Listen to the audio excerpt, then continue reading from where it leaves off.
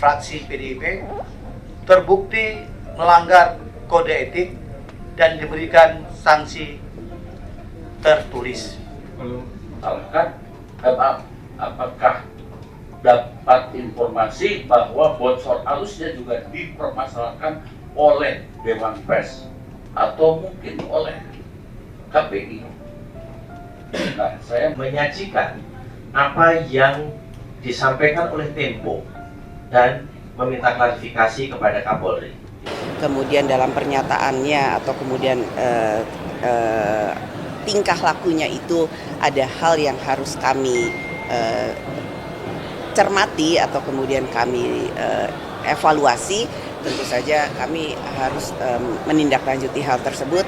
Jangan pernah melakukan hal itu, bahkan itu tidak sesuai dengan apa yang disampaikan oleh Bapak Presiden. Jadi marilah kita membangun Indonesia ini dengan saling menghormati, saling menghargai, jangan saling merendahkan. Namun bangunlah Indonesia dengan rasa persaudaraan tanpa saling merendahkan.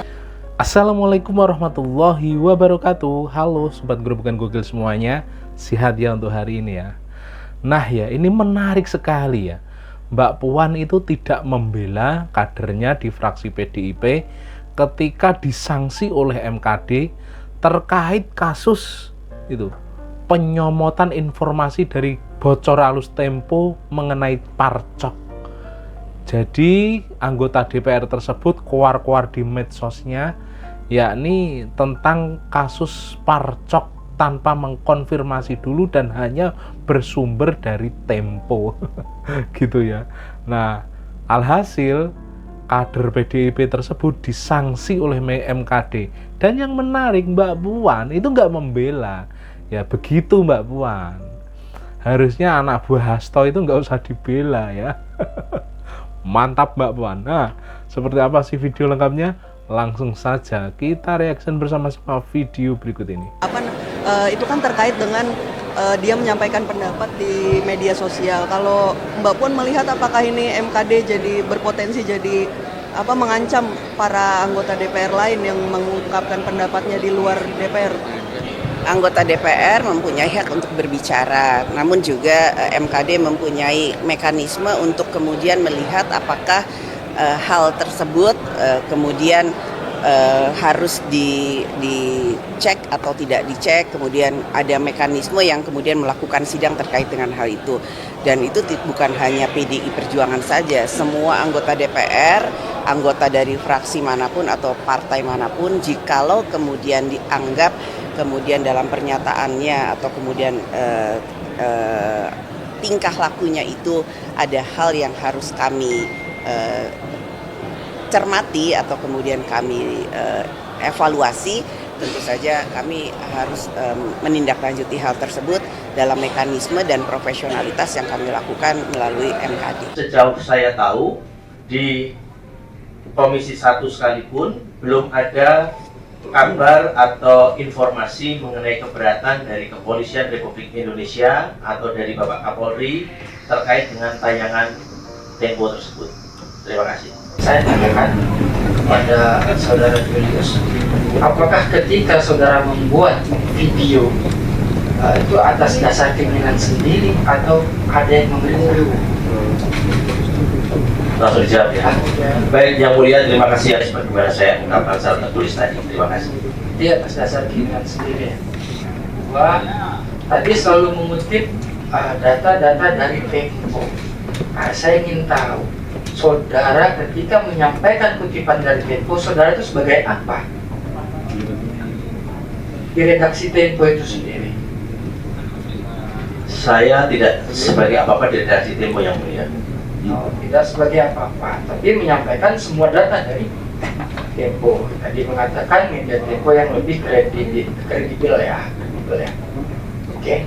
Tadi atas dasar keinginan sendiri. Oke.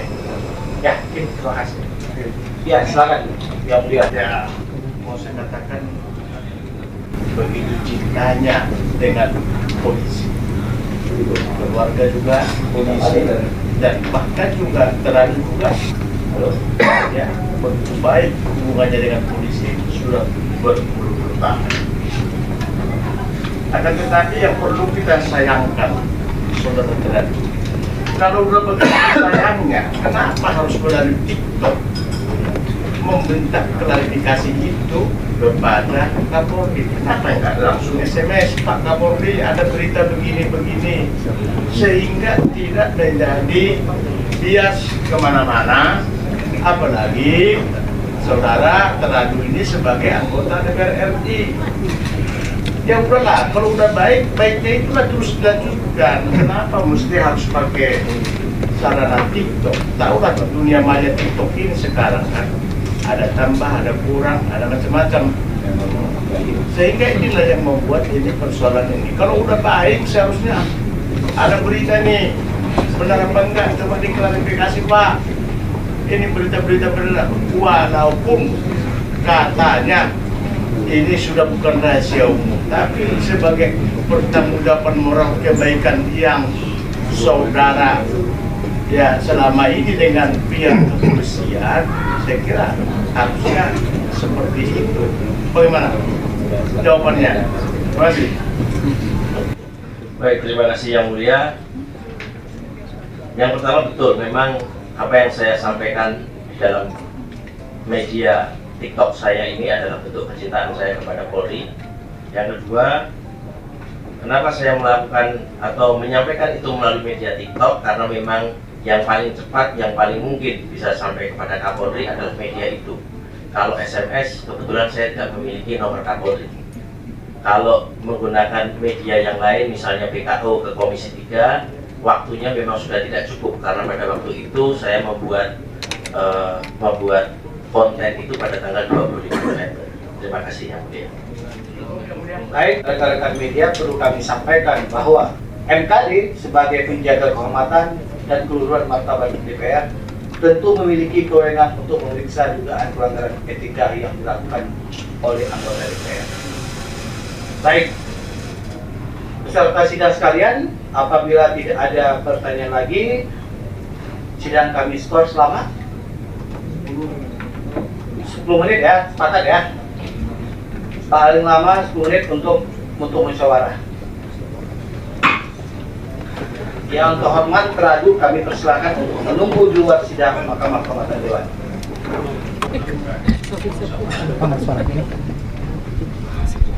Amar putusannya,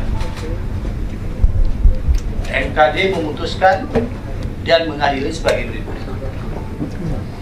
Berdasarkan pertimbangan hukum dan etika, MKD memutuskan bahwa teradu yang terhormat Julius Setiarto SH MH nomor anggota A234 fraksi PDIP terbukti melanggar kode etik dan diberikan sanksi tertulis. Teguran tertulis. Putusan ini ditetapkan dalam rapat musyawarah MKD pada hari Selasa tanggal 3 Desember 2024 yang bersifat tertutup, yang dihadiri oleh pimpinan dan anggota MKD dan dibacakan dalam sidang MKD pada hari Selasa tanggal 3 Desember 2024 serta menghasilkan putusan final dan mengikat sejak tanggal dibacakan. Peserta sidang sekalian, kita sudah melaksanakan sidang pada hari ini dan kita sudah mendengarkan penjelasan dari saudara Julius Setiarto serta menyampaikan putusan perkara ini. Apabila tidak ada lagi yang perlu disampaikan, maka sidang kami tutup. Wassalamualaikum Izin Yang Mulia, tadi disampaikan sidang kami tutup.